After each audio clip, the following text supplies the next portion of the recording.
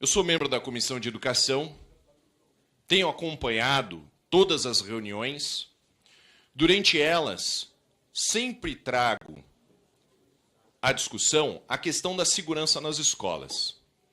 Nós tivemos diversos ataques que foram perpetrados por criminosos, crianças foram vitimadas, professores que foram vitimados, e por diversas vezes eu questionei tanto o Ministério da Justiça quanto o Ministério da Educação sobre quais medidas foram efetivamente tomadas por Vossa Excelência para promover a segurança nas escolas. E aqui a gente está falando de segurança real, ministro. Coisas que tenham a capacidade de impedir que as crianças sejam mortas. E não políticas vazias, meramente partidárias. Apesar de não estar na pauta dos temas aqui do requerimento, mas eu quero dizer que, de imediato, porque esse problema da segurança escolar não foi esse ano, não, gente. Não é de agora, não. É um problema que vem ao longo dos anos. É só pegar os números e os dados anteriores. E o presidente Lula tomou imediatamente a decisão, convocou os governadores, porque lembrem-se que nós vivemos numa federação, que é preciso construir política com a parceria dos estados e municípios que estão lá na ponta, que são eles que executam a política nas escolas públicas municipais. Então, a primeira coisa que o presidente foi convidou os governadores, convidou representantes dos prefeitos, do Poder Legislativo, presidente do Senado, presidente da Câmara, convocou o Supremo Tribunal Federal, o Poder Judiciário, para que juntos a gente construa ações importantes. E eu vou dizer qual é o mais importante disso, que foi uma ação efetiva feita por esse governo. Foi o combate às fake news e às plataformas digitais que estimularam a violência nesse país. Pessoas foram presas. São jovens estimulando o armamento, são jovens estimulando matar as pessoas nas redes sociais, e as plataformas digitais precisam ser responsabilizadas. Está aqui no Congresso Nacional uma lei para ser aprovada, a regulamentação do uso das plataformas digitais precisa ser regulamentada, e não é só aqui no Brasil, não. É no mundo inteiro. Veja aí os Estados Unidos, que é o país mais rico do mundo. É quem mais mata, quem mais tem problema de violência nas escolas é os Estados Unidos.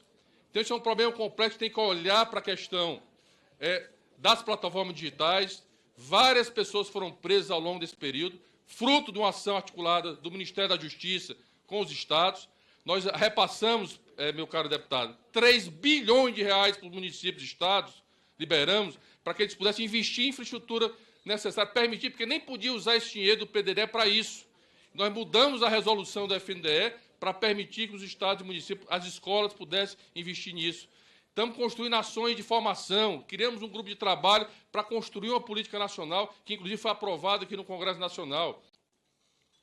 Senhor ministro, além de delegado de polícia, eu sou professor.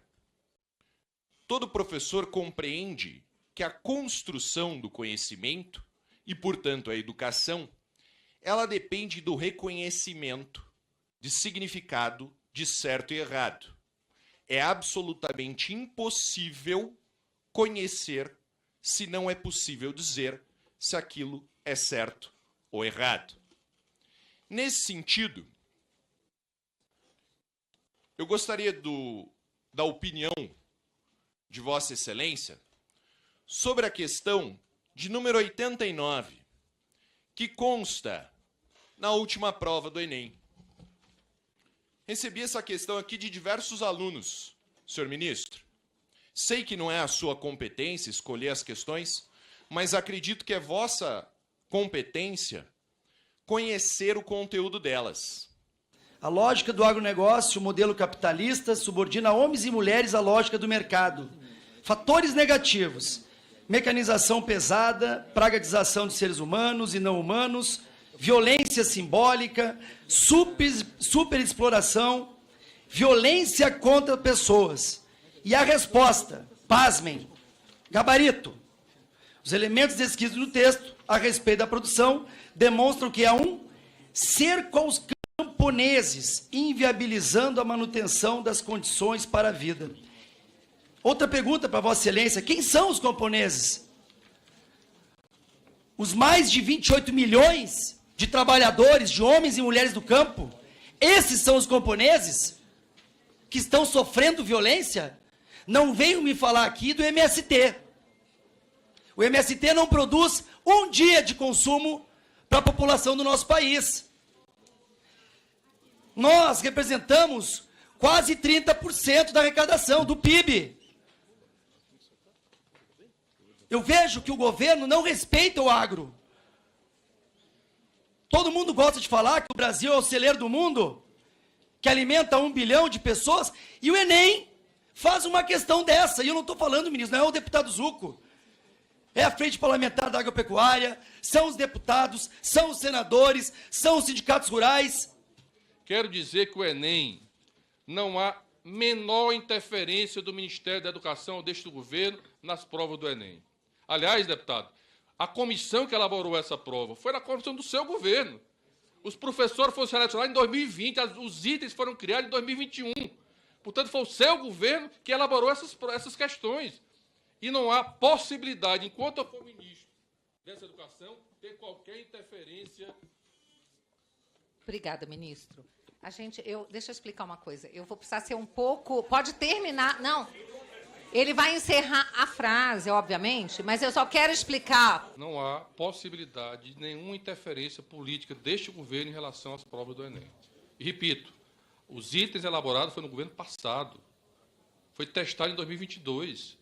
E outra coisa, ali é tirado de um livro uma interpretação. A questão é a interpretação de texto. Não é que você tem que concordar ou não com isso. Então, o que eu só quero dizer é que nós, desse governo, do presidente, nada contra, ao contrário.